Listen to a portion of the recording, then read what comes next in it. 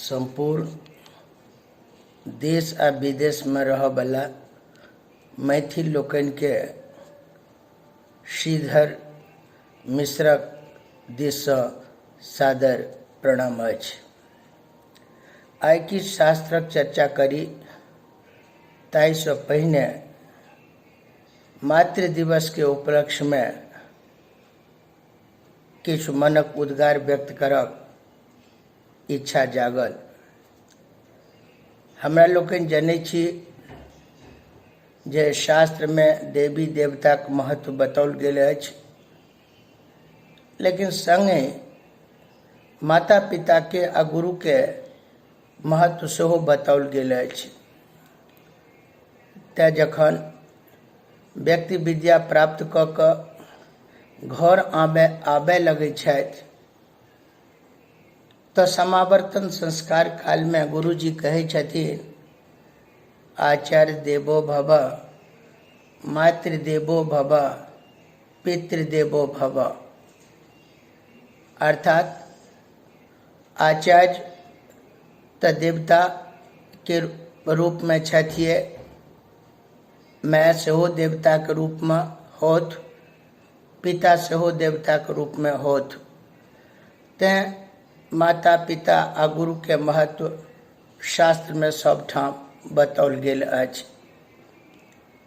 कहल गेल छै जे माय केहनो होइ छै तऽ मायक सनक दोसर और क्यों नहीं होइ छै। लोक भाषा में सेहो कहल गेल अछि, तेलियो तऽ मिठाइये आ बकलेलियो तऽ माइये। अर्थात तेलों में बनल हो तो मिठाइये ठीक, तैं बकलेलो यदि मैं तो मैं तो माइये ठीक। तैं आई मातृ दिवस के उपलक्ष्य में पूजनीय माता के प्रति किछु उद्गार व्यक्त करब मन भेल, तो सोचल जे शास्त्रक चर्चा करसँ पहिने माइक चरण में किछु उद्गार व्यक्त करी। माइक की महत्व छै आ मातृभाषा के की महत्व छै से हमरा लोकनि सब नीक जकाँ जनै छी। जखन मर्यादा पुरुषोत्तम श्री राम वनवास जाय लगला आ जखन वो अपना अयोध्या के सीमा पार करे लगला तऽ रथ से उतरि आ अपना मातृभूमि के प्रणाम केलनि। माँ के प्रणाम कऽ कऽ चलले छलाह, लेकिन जखन अपन मातृभूमि से बाहर निकले लगला तऽ रथ से उतरि के ओ मातृभूमि के प्रणाम केलनि, अयोध्या के माटि के प्रणाम केलनि आ मोटरी में कने माटि लऽ लेलनि जे जतऽ रहब ततऽ अपना मातृभूमि के वंदना करैत रहब। आ देखल हैत जो ओ माटि जे छलै तकरे मूर्ति बना कऽ देवी के रूप में स्थापना कऽ के ओ पंचवटी में जाधरि रहला या जतऽ जतऽ रहला ओहि माटि के अपना मातृभूमि के पूजा करैत रहला। तऽ जे माटि जाहि में चेतन नहीं अछि तकरा प्रति मर्यादा पुरुषोत्तम श्री राम के जखन एतेक सम्मान छलनि, ओकरा प्रति एतेक आदर भाव छलनि, तऽ जे मूर्ति स्वरूप प्रत्यक्षभूत मैं होइत अछि ओकरा प्रति लोक के केहन आदर सम्मान होइत हेतै, ई व्यक्ति स्वयं अपना अनुभव से अनुभव करैत अछि। तैं जखन लंका पर विजय प्राप्त केलनि आ ओतऽ के चाकचक्य वैभव के देख के कने लक्ष्मण के मन डोलियो गेलनि आ धीरे स्वर में कहलखिन, भैया लंका कतेक सुंदर अछि, सबटा सोने के बनाओल अछि, एहिठाम रहि जाय तऽ की हर्ज। तऽ राम कहलखिन, लक्ष्मण अपि स्वर्णमयी लंका लक्ष्मण में न रोचते, जननी जन्म भूमिश्च स्वर्गादपि गरीयसी। हे लक्ष्मण, हम बुझै छी जे ई लंका सोनक बनल अछि, ओकरा बावजूद जुदो जे जननी अर्थात मैं आ जन्मभूमि अर्थात मातृभूमि ई तो स्वर्गों से श्रेष्ठ मानल गेल अछि, तैं हमरा लोकनि शीघ्र अयोध्या पहुँची। तो मातृभूमि के एहन महत्व छै, एकर गुणगान वेद शास्त्र पुराण सब जगह कयल गेल अछि। हमरा पुराण में हमरा वेद में तो संपूर्ण पृथ्वी के मायक दर्जा देल गेल अछि आ पृथ्वी पर रहबला जतेक जीव जंतु चर अचर प्राणी सबके पुत्रक संज्ञा देल गेल अछि। तैं श्रुति कहैत अछि, माता भूमि पुत्रो हम पृथिव्या, अर्थात ये भूमि हमर माय थिकी आ हमरा लोकनि एहि माय के संतान थिकौं। तैं मातृभाषा के प्रति व्यक्ति के अनुराग रहे छै। केओ परदेश में क्यों न कियाक न रहैत होइत, जखन हुनका बुझना जाइ छनि जे ई हमरा प्रांतक छथि, हमरा गामक छथि, ते एकटा मन में उत्साह उत्पन्न भऽ जाइ छै। जखन बुझना जाइ छै ई हमरा गामक थिका, हमरा मातृभूमि के थिका, तो मन में एहन लहर उद्गारक फूट पड़े छै जे मन होइ छै जे हिनका से अपना मातृभाषा में बात करी, चाहे वो केहनो पैघ अधिकारी क्यों न हो किया न होइत, हुनका मन में एकटा स्नेह रहै छै। लेकिन किछु एहनो व्यक्ति देखल जाइ छथि जे ओ जे छै एकटा ऊपर से एकटा आवरण देने रहै छथि जे मैथिल रहितो अपना आप के मैथिल बुझबऽ नहीं चाहै छथि आ मातृभाषा नहीं बजऽ चाहै छथि जे लोग हमरा बुझ न जाए। एहन जे व्यक्ति छथि जिनका कि अपना मातृभूमि के प्रति अपना मातृभाषा के प्रति सम्मान नहीं छनि आ ओ एकटा चोर जकाँ अपना मातृभूमि के प्रति आ मातृभाषा के प्रति अपना के नुकबऽ चाहै छथि, एहन व्यक्ति के लेल जे मैथिल कवि प्रदीप जी ओ ठीके कहलनि जे मिथिला में रह के जे क्यों नहीं बाजैत मैथिली, मन होइए झुटका ले कान दुनू ऐठली। हमरा मैथिली पर इहो आक्षेप लोग करै छथिन जे मैथिली भाषा तो एतेक मधुर अछि जे एहिमे ओज रसक तो शब्दे नहीं छै।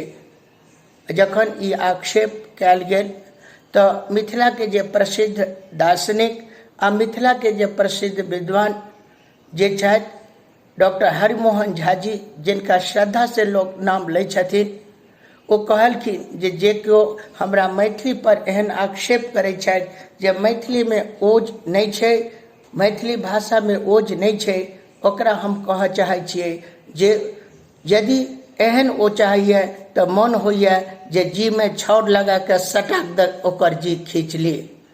आब देखू एहिमे ओज के कोन कमी छै।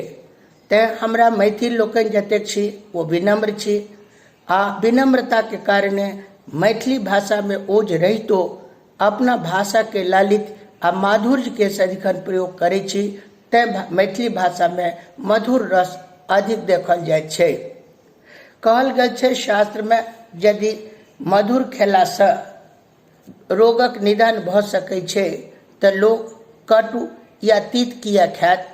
तऽ जखन मधुर बात बजला से मधुर भाषा मैथिली प्रयोग केला से हमर व्यवहार नीक भऽ सकैए, हमरा प्रति लोकक नीक भावना भऽ सकै छै, तऽ हम मैथिली जे मधुर भाषा अछि ओकरा कियाक नहि बाजी। तैं जतेक मैथिल लोकनि छी जे जतय बसल छी हुनका से आग्रह अछि जे ओ अपना मायक सम्मान के संगे संगे अपना मातृभाषा के सेहो सम्मान देबाक लेल सदिखन मैथिली भाषा के प्रयोग करथि। एकटा बात कहऽ चाहै छी, जाहि अंग्रेजी भाषा या आन कोनो भाषा जे मातृभाषा से अलग भाषा अछि ओकरा सिखबाक लेल माता पिता स्कूल में नर्सरी कक्षा से लऽ कऽ एडमिशन करबा में लाखों रुपया खर्च करै छथि आ 10 वर्ष तक बार बार रटैत रटैत ओहि भाषा पर हुनका अधिकार नहीं भऽ पबै छनि। लेकिन जे अपन मातृभाषा लोक के होइ छै ओ घरे में अपना माय बाप भाई बंधु समाज से सीख कऽ अनायास रूप से नीक आ शुद्ध भाषा के बजै लगैत अछि। तऽ जाहि मातृभाषा के बजबा में कोनो अतिरिक्त श्रम नहीं कोनो अतिरिक्त धनक व्यय नहि, ओहि एक भाषा के सीखबा से अपना बालक के वंचित करब ई उचित नहीं थिक। तैं सबसे हमर आग्रह अछि जे अपना घर में अपना मातृभाषा के यदि अहाँ प्रयोग करब तो बच्चा सब ओहि भाषा से प्रेरित भ के भाषा के सम्मान करता, मातृभाषा के सम्मान करता तो अपना मायुक सम्मान क सकै छथि।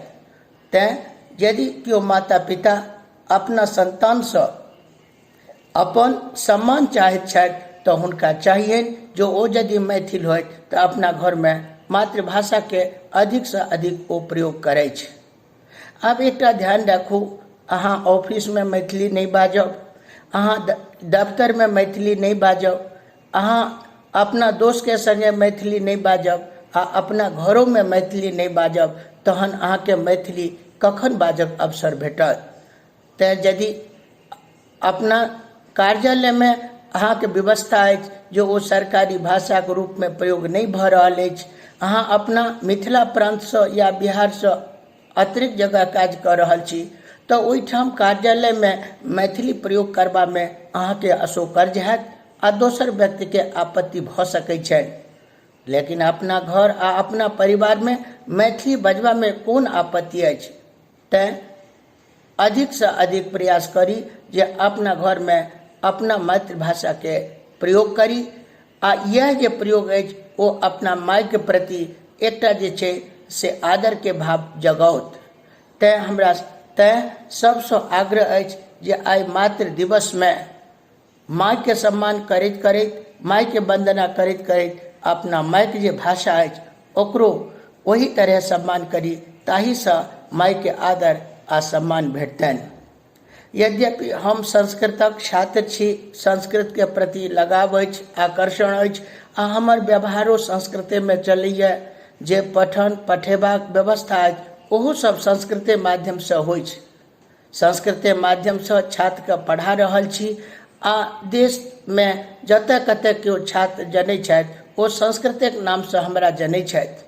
लेकिन आइ अचानक जखन घर में सब बाजऽ लगली आइ मातृ दिवस अछि तो माय के प्रति एकटा सम्मान जे अंदर में सुसुप्त छल ओ उद्भूत भेल आ भेल जे नहीं आइ जो कोनो पाठ संस्कृतों के पढ़ाब तो आइ सबसे पहिने हम मातृभाषा के सम्मान दैत, अपना माय के सम्मान दैत आइ हम ओहि पाठ के, चाहे वो पाठक विषय संस्कृत कियाक न हो, आइ हम ओकरा अपना मातृभाषा में पढ़ेबाक प्रयास करब। तैं सबसे आग्रह जे हमरा एहि विचार के, हमरा एहि उद्गार के अधिक से अधिक लोक में बाँटी जे सबके अपना माय के प्रति आ अपना मातृभाषा के प्रति अंदर से सम्मान उत्पन्न हेतनि। जयतु मैथिल आ जयतु मैथिली। जेना हम कहलहुँ जे आइ हम संस्कृतक ग्रंथ, ताहू में व्याकरण के एकटा प्रौढ़ ग्रंथ छै वैयाकरण भूषण सार, ओहि ग्रंथ के प्रारंभ कऽ रहल छी आ आइ मातृ दिवस के उपलक्ष्य में ई पाठ माय के लेल हम समर्पित कऽ रहल छियनि, माय के चरण में ई समर्पित कऽ रहल छियनि जे मातृभाषा में आइ हम पढ़ेबाक प्रयास करै छी।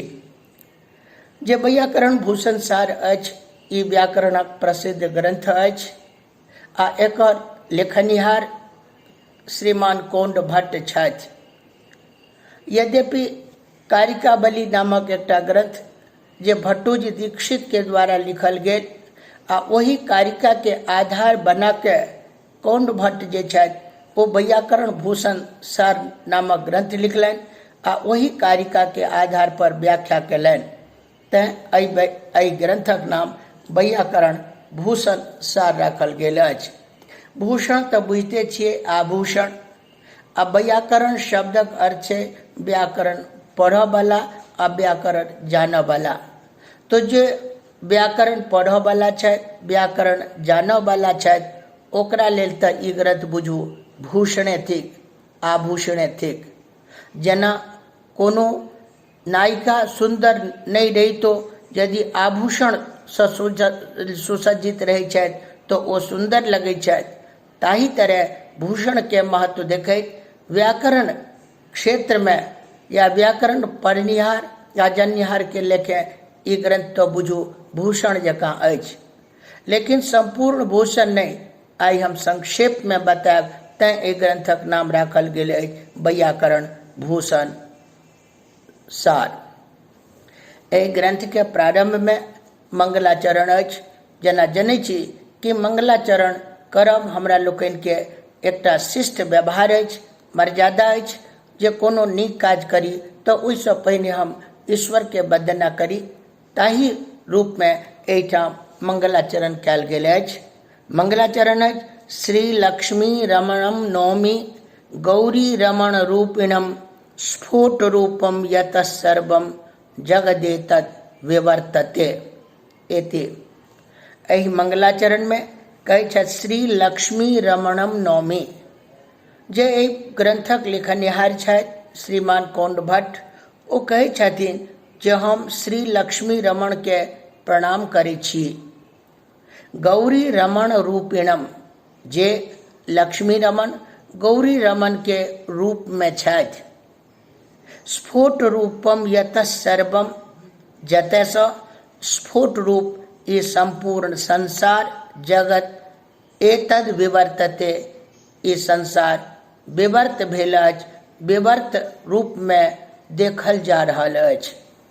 ई तो एकर शाब्दिक अर्थ भेल। आप विचार करी एहि मंगलाचरण के अर्थ के गंभीरता पर। देखियो जे पहिल पद अछि श्री लक्ष्मी रमण, एहि में जे रमण शब्द अछि ओ रम धातु से एहिठाम कर्ता अर्थ में ल्यू प्रत्यय जोड़ के बनल अछि। रमते इति रमणः, अर्थात रमण केनिहार।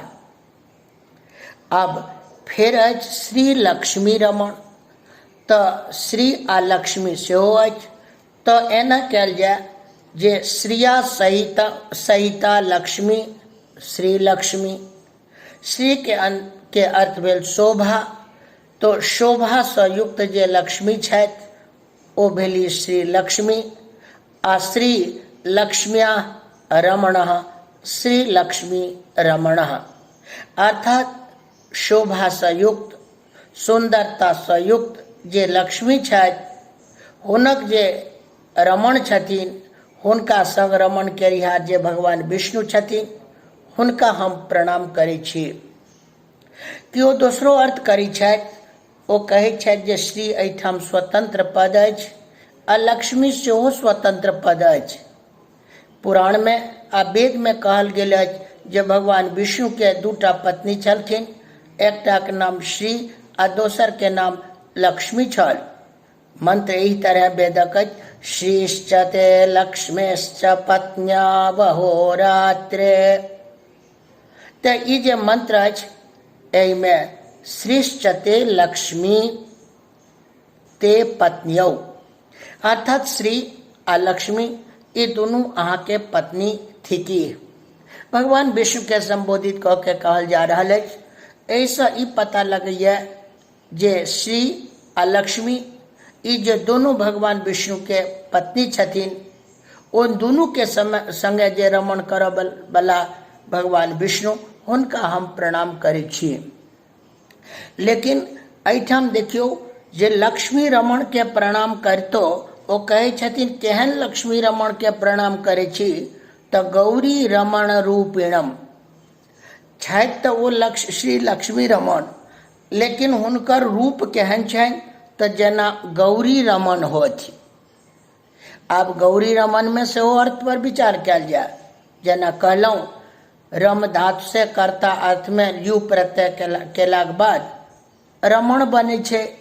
आब एहिठाम गौरिया रमणः, गौरी रमणः। आब गौरी रमणा मतलब गौरी के रमण केनिहार, गौरी संग रमण केनिहार भगवान शिव। आ गौरी रमणम जे छथि तऽ गौरी रमण रूपम, गौरी रमण इव रूपम अस्ति अस्य इति गौरी रमण रूपी अतम गौरी रमण रूपिणम। अर्थात गौरी रमण सनक रूप छन जिनकर रूप एहन के भगवान विष्णु के, अर्थात छथि तो वो श्री लक्ष्मी रमण, लेकिन हुनकर रूप छनि जेना वो गौरी रमण के रूप में। ते गौरी रमण रूप वाला जे गौरी रमण अर्थात भगवान शिव के रूप सनक रूप जिनकर छनि एहन जे भगवान विष्णु छथि हुनका हम प्रणाम करै छी। आब एहिठाम केओ इहो बात कहै छथि जे एना जे अहाँ कहलहुँ जे गौरियाः रमणः गौरी रमणः आ गौरी रमणम रूपम अस्ति अस्य इति गौरी रमण रूपी तम। तऽ एहिठाम तत्पुरुष समास केलाक बाद आ फेर ओहिठाम जे तद्धित प्रत्यय केलहुँ आ तद्धित प्रत्यय अदंत हेबाक कारणे जे एहिठाम ई प्रत्यय केलहुँ तद्धित के अत ई सूत्र से ई एकरा बदला तऽ बहुब्री समास के सेहो कयल जा सकैत छथि। आ बहुब्री समास यदि करितहुँ तऽ होइते गौरी रमणो रूपम स्वरूपम यस्य इति, अर्थात गौरी रमण रूप छनि स्वरूप जिनकर, तऽ ई तऽ बहुब्री समास केलो से भऽ सकैत छल। तऽ फेर बहुब्री समास नहि कऽ के तत्पुरुष समास कऽ कऽ आ फेर जे ओहिठाम तद्धित प्रत्यय केलहुँ ई तऽ गौरवयुक्त भेल। कारण नियमो छै जे यदि कर्मधारय स मतु प्रत्यय करी आ ओकरा अपेक्षा यदि बहुब्री समास कयल जाय तऽ ई उचित छै। तऽ अहाँ बहुब्री समास करबामे लाघव छ नहीं कर्मधारयन मत्वर्थीयो बहुब्रीश्चेत ही तदर्थ प्रतिपत्ति कर। यदि बहुब्री सँ ओकर अर्थ के बोध भऽ सकैए तऽ कर्मधारय अर्थात तत्पुरुष समास केलाक बाद ओहिसे जो मतु प्रत्यय करी ओकरा अपेक्षा तो बहुब्री समास करक चाही। एकर उत्तर दैत कहलखिन जे पतंजलि अपना महाभाष्य में एहि न्याय के विरोध में दोसर उदाहरण देलनि आ ओ लिखलनि जे प्रत्ययस्थ जे सूत्र अछि ओहिमे लिखलनि जे अशुभतः तऽ न शुभ इति अशुभ आ अशुभ अस्ति अस्य इति अशुभवत्। तऽ एहि तरह से तत्पुरुष समास केलाक बाद ओहिठाम महाभाष्यकार जे छथि से मतु प्रत्यय केने छथि। तेँ महाभाष्य के एहि वचन के द्वारा जे छै से यदि एहिठाम तत्पुरुष समास कऽ कऽ आ मतु प्रत्यय यदि हम केलहुँ तऽ ई कोनो अनुचित नहि कयल गेल अछि।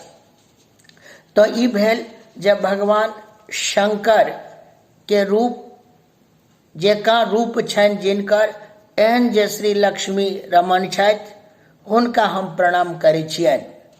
आ फेर लिखलनि स्फोट रूपम यतः सर्वम जगदेतद विवर्तते, अर्थात जतः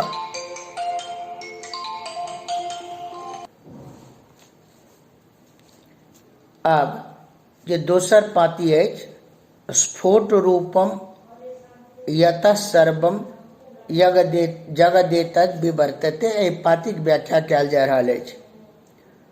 यतः में दूटा विभक्ति मानल गेल अछि। केओ कहैत छथि जे यतः में एहिठाम जे प्रत्यय अछि तसिल प्रत्यय ओ सप्तमी अर्थ में सेहो भऽ सकैत अछि आ पंचमी अर्थ में सेहो भऽ सकैत अछि। तऽ दुनू अर्थ कऽ कऽ एकर व्याख्या कयल जायत। एखन हम पंचमी अर्थ में व्याख्या कऽ रहल छी।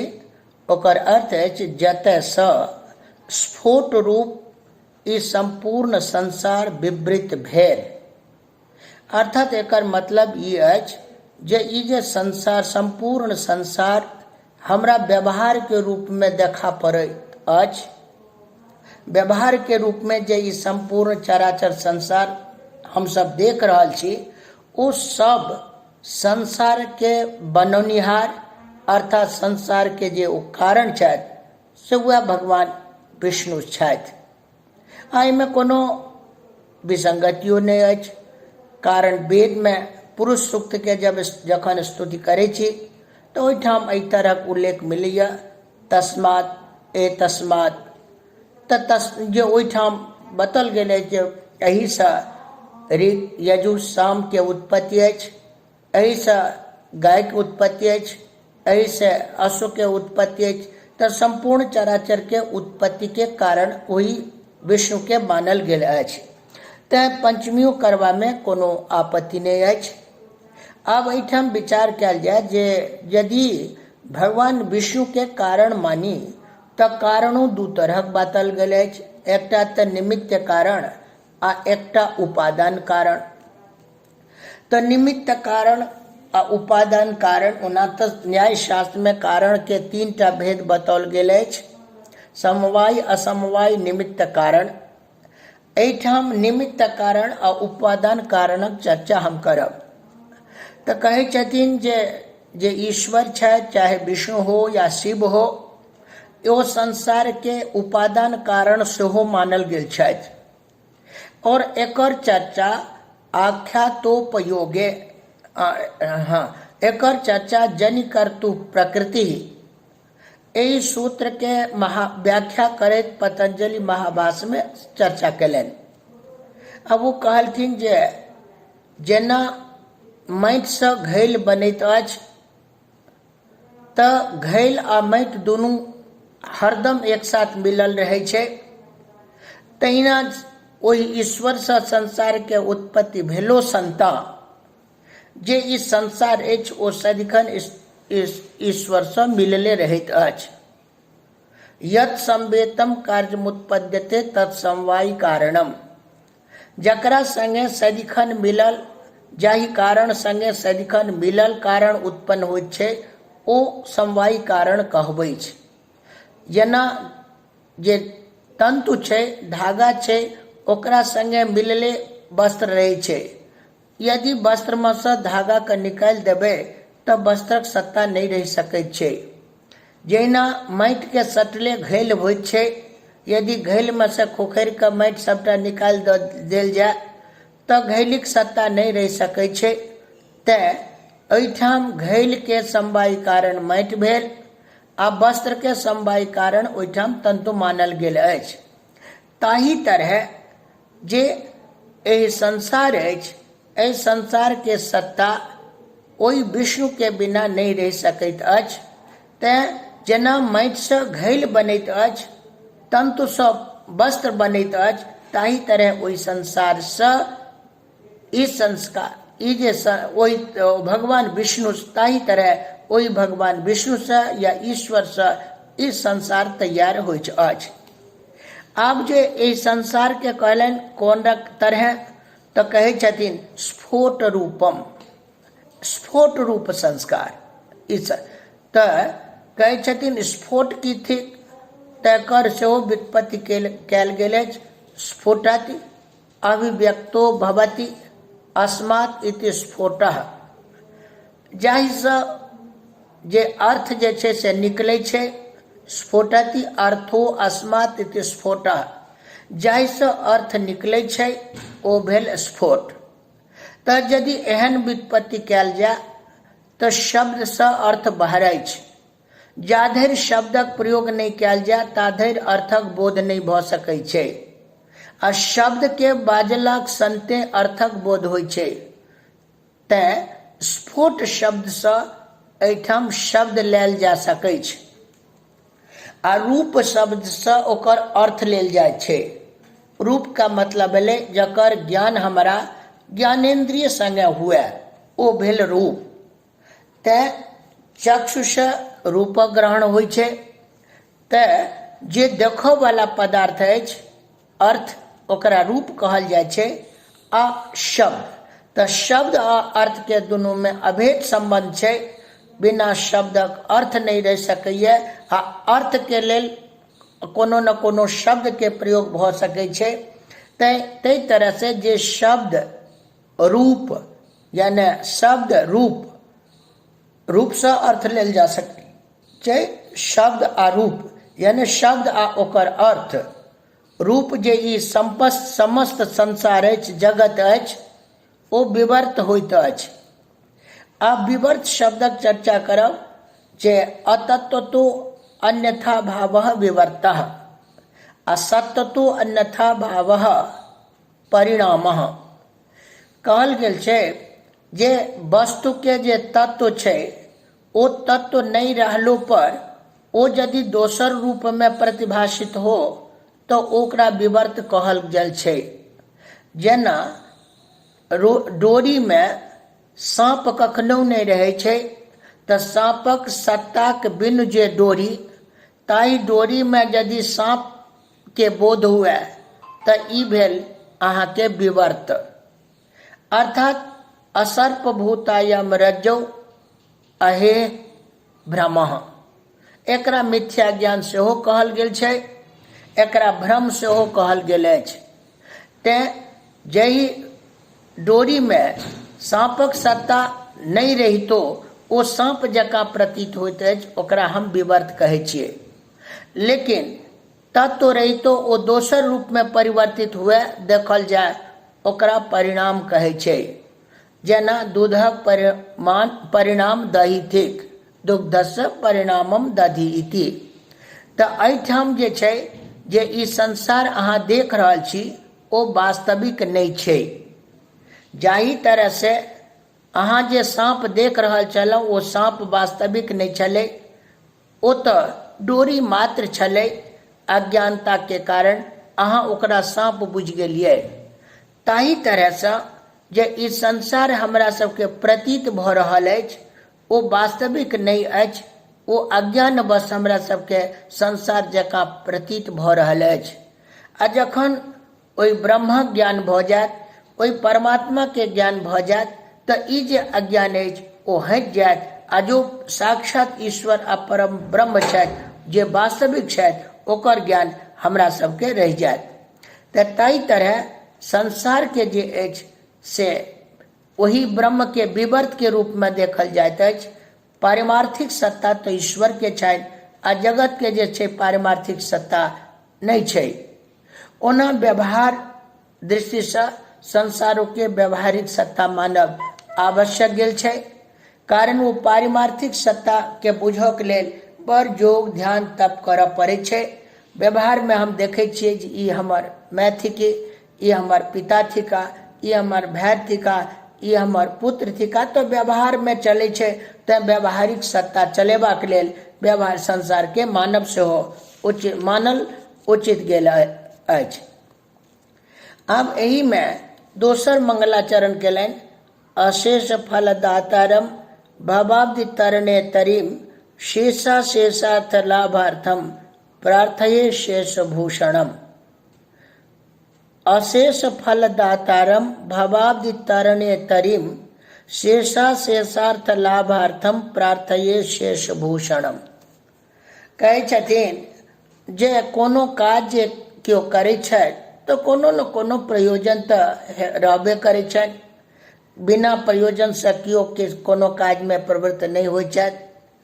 प्रयोजनम अनुद्दिश्य न मंदोपि प्रवर्तते कहल गेल अछि शास्त्र में। तऽ ई जे छथि ग्रंथकर्ता ओ शेष भूषण के ओ प्रार्थना करै छथि। पूछलखिन जे प्रार्थना किया करै छथि, मन में कोनो बात तऽ जरूर हेतनि। तऽ कहलखिन हाँ, शेषा शेषार्थ लाभाय। शेष के जे अशेष अर्थ छै ओकर ज्ञान हुए ताहि लेल। तऽ ओ जे शेष भूषण छथि से क्या कोन तरह छथि, तऽ अशेष फलदातारम, संपूर्ण फल के देनिहार छथि ओ। भवाब्धि तरणे तरीम, भव रूपी जे ई संसार अछि ओकरा पार करऽ में जे नाव जकाँ छथि, एहन जे भगवान शेष भूषण छथि हुनका हम प्रणाम कऽ रहल छियनि। आब अहू में देखू, पहिने तऽ शेष भूषण शब्दक चर्चा करू।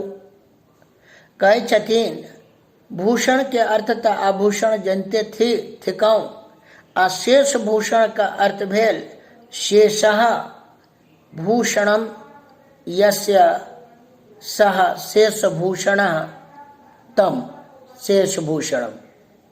अर्थात शेष जे नाग ओ थिकनि भूषण जिनक ओ शेषभूषण हुनका। अब ओहू में हमरा संदेश भेल, यदि ओछैन के रूप में लिए तो नाग शेषभूषण भगवान विष्णु के थिकनि, आ जनऊ के रूप में लिया तो नाग भूषण भगवान शिव के छनि। तो एहन पद प्रयोग केलनि जे अहाँ शिव का बुझू आ विष्णु का पूछू, जे जिनका बुझब सब बुझू आ दुनू बुझबाक अछि से बुझू। या बुझेबाक लेल तो पहिलो मंगलाचरण में ओ कहलनि जे भगवान विष्णु जे छथि ओ शिव के रूप में छथि। तऽ जे केओ ई बुझै छथि जे शिव अलग छथि आ विष्णु अलग छथि, ओ हुनक अज्ञानता थिकनि। कारण पुराण में सेहो कहल गेल अछि, शिवाय विष्णु रूपाय विष्णवे शिव रूपिणे। तो शास्त्र पुराण में तो सबठाम विष्णु और शिव के एके रूप में देखल गेल अछि। हमरा लोकनि अज्ञानता बस दुनू के दू रूप में बुझ लेल छी। ताही तरह एहि मंगलाचरण में शेषभूषण के दोनों अर्थ अछि। भगवान शिव सेहो भऽ सकैया आ भगवान विष्णु सेहो भऽ सकैया। आब ओ केहन छथि तऽ अशेष फलदातारम, न शेष इति अशेष, जतऽ जे कोनो फल शेष नहीं रह जाए। जे हमरा मन में जे फल अछि, जे हम चाहे छी जे ई भेटै, जे मनोरथ अछि, संपूर्ण फल के जे देनिहार छथि ओ भेला अशेष फलदाता हुनका। और वो केहन छथि तऽ भावाब्धि, भव एव अवधि सागरः। ई जे संसार छै से अथी सागर कहलखिन। संसार के सागर कोना कहलहुँ तऽ कहलखिन संसार के सागर एहि दुआरे कहलहुँ जे सागर जे समुद्र छै ओहिमे गोई होइ छै, जे एक बेर पकड़ि लै छै तऽ फेर छोड़े नहीं छै, जान लेने बिना छोड़े नहीं छै।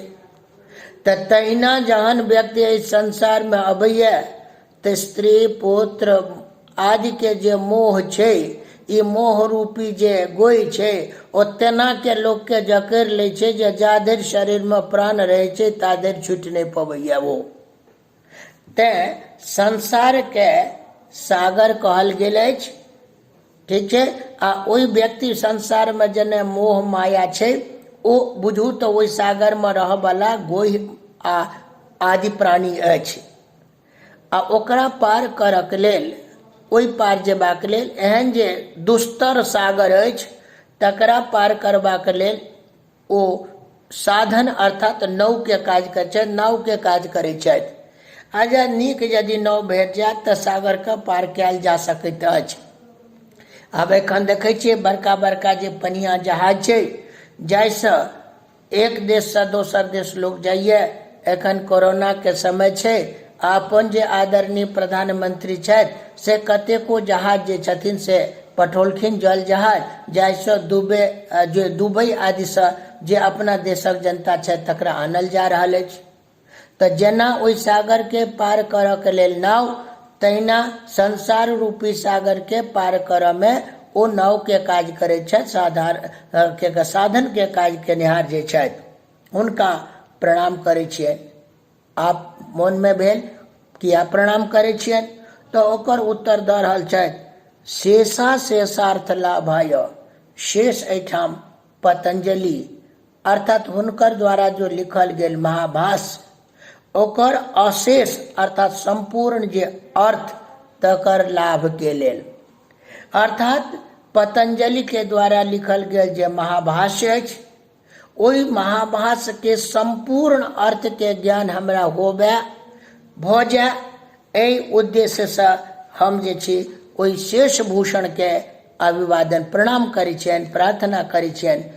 एहि तरह एहि मंगलाचरणक जे वाक्यार्थ भेल ओ एहि तरह भेल जे शेष अर्थात पतंजलि के द्वारा जे लिखल गेल महाभाष्य, ओकर अशेष अर्थात संपूर्ण अर्थ के ज्ञान के उद्देश्य से संपूर्ण फल के देनिहार आ संसार रूपी सागर के पार करऽ में जे नव रूप छथि, एहन जे शेषभूषण छथि हुनक हम प्रार्थना करैत छी ई एहि मंगलाचरणक अर्थ भेल।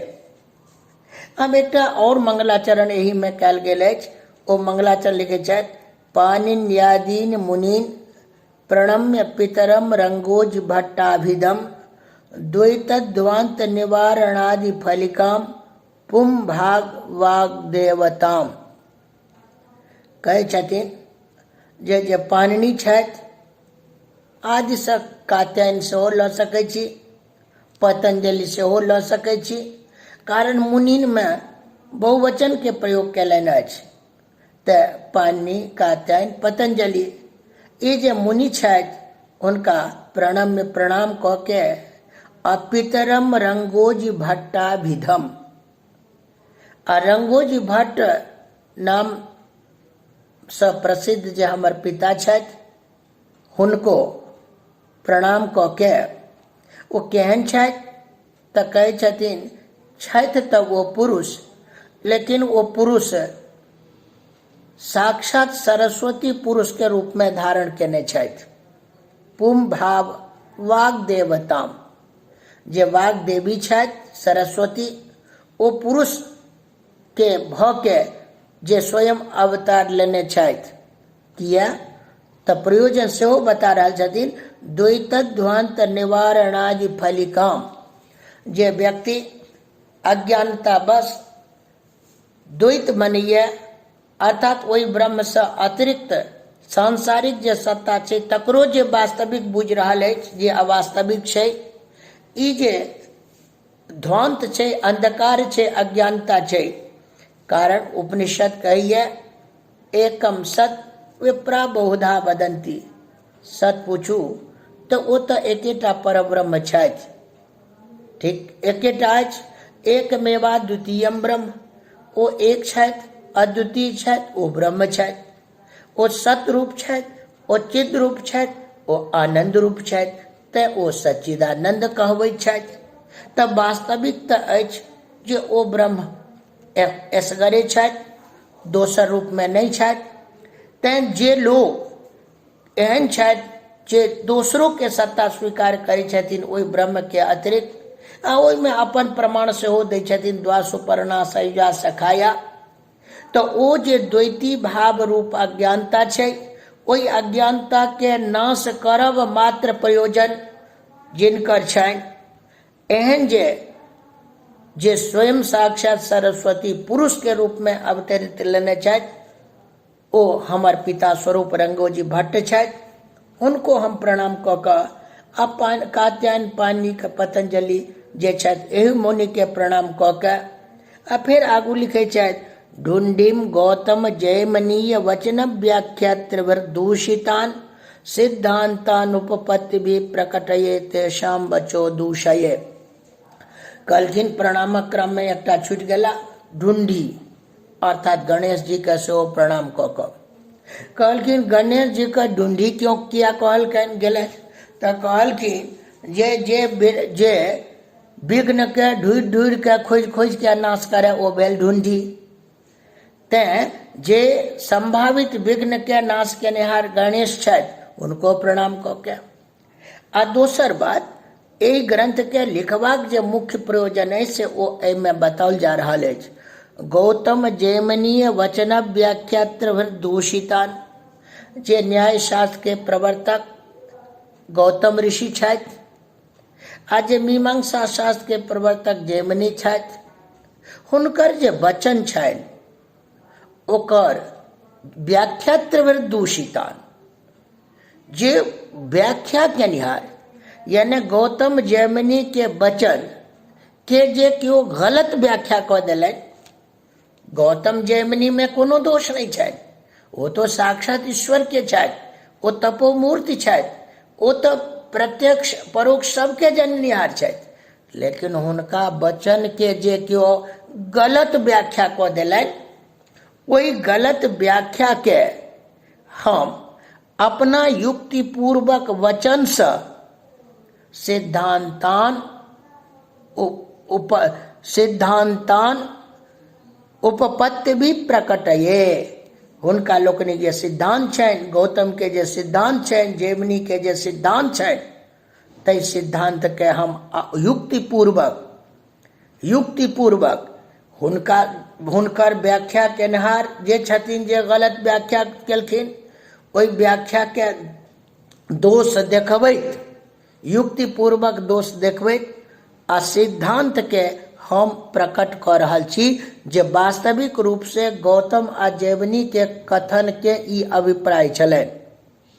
तो एहि तरह से एहिमे ओ मंगलाचरण केलनि।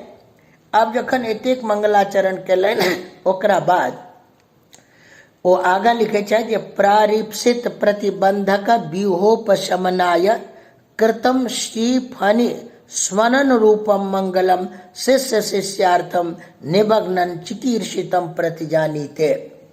प्रारिप्सित विघ्न ये ग्रंथ हुनकर छनि, मोन में अभिलाषा छनि जे ई काज करी। ओहिमे यदि प्रतिबंध के समूह रुकावट कोनो तरह नहीं आबि जाय, एकरा ध्यान में रखैत ओहि बाधा के दूर करबाक लेल कृतम श्री फणि स्मरण रूपम, जे फणि अर्थात पतंजलि से लऽ सकै छी, हुनकर स्मरण रूप मंगल ओ फेर ग्रंथ में कऽ रहल छथि। शिष्य शिक्षार्थी, जे शिष्यों के शिक्षा भेटे, जे ओहो जहन कोनो ग्रंथ लिखे आ विद्वान बने तो ओहो जे छै से ग्रंथ में मंगल आदि में करे, एहि बात के जनबैत ओ मंगलाचरण कऽ रहल छथि। फणि भाषित भाष्याब्धे शब्द कौस्तुभ उद्धृत तत्र निर्णीत एवार्थ संक्षेपेणेह कथ्यते। कहै छथिन जे ई जे हमर ग्रंथ है, जे हम लिख रहल छी, एकरा कियो अप्रामाणिक नहीं बुझब, कारण ई खिस्सा पिहानी वाला नहीं अछि। एहि ग्रंथ के जे उपजीव्य ग्रंथ छै तै पर ध्यान दियौ, कतऽ सँ हम ई लिखलहुँ एहि बात पर ध्यान दियौ, एहि ग्रंथ के मूल की थिक तै बात पर ध्यान दियौ। तकरा स्मरण कर रहल छथि। फणि भाषित भाष्याब्धे, फणि अर्थात पतंजलि, भाषित मने हुनका द्वारा जे कहल गेल अछि भाष्य, आ ओ थिक सागर अवधि, अर्थात पतंजलि के द्वारा कहल गेल जे भाष्य रूपी समुद्र, ताहि में सँ शब्द कौस्तुभ उद्धृत, जेना समुद्र मंथन भेलै आ ओहिठाम ओहिमे से देवता लोकनि कौस्तुभ मणि के प्राप्त कयलनि, तहिना पतंजलि के द्वारा लिखल गेल जे महाभाष्य अछि ओ सागर अछि, आ ओहि सागर के मंथन केलाक बाद, पतंजलि के महाभाष्य के बेर बेर आलोडन केलाक बाद भट्टोजी दीक्षित जे छथि वो शब्द कौस्तुभ नामक ग्रंथ के रचना केलनि। तत्र निर्णीत एवार्थ, ओहि ग्रंथ में जे निर्णय अर्थ, जे निर्णीत अर्थ छै, जे सिद्धांत रूप में अर्थ बताओल गेल अछि, ओही अर्थ के एहिठाम एहि ग्रंथ में जे छै संक्षेपेणेह कथ्यते, हमरा द्वारा संक्षेप में कहल जा रहल अछि।